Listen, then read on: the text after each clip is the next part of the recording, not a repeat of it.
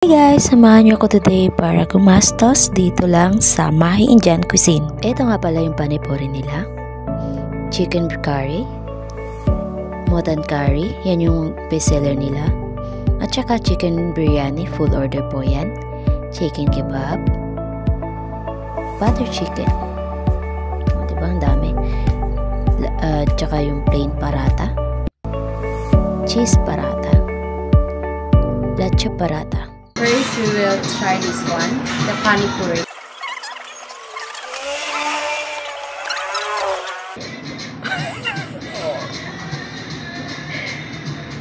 Ang sarap. Oh. Very good. Chicken biryani. By the way nga po pala, itong full order nilang chicken biryani ay pwede na ng 2 to 3 person kung mahina kayong kumain. Not only. Nako.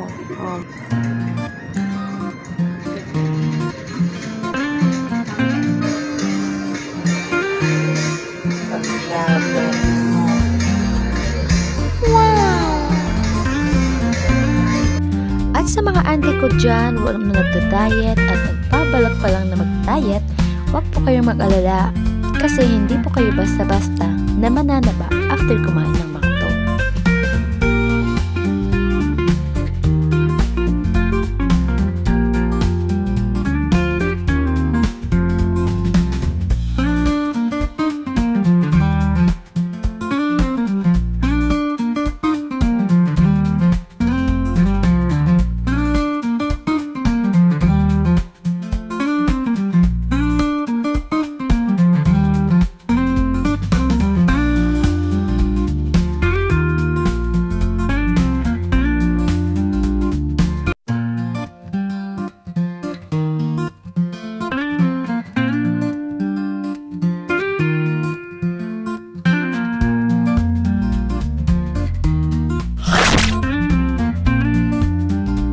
Ang nangangan ka base partner dito is yung cheese parata nila na overload sa loob ng cheese.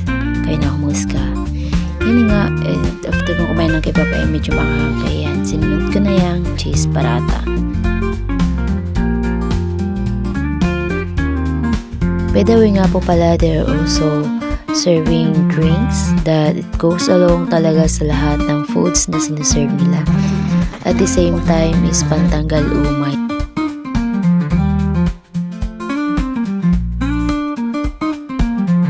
By the way nga po pala guys, tong chai na to is iniinom after kumain.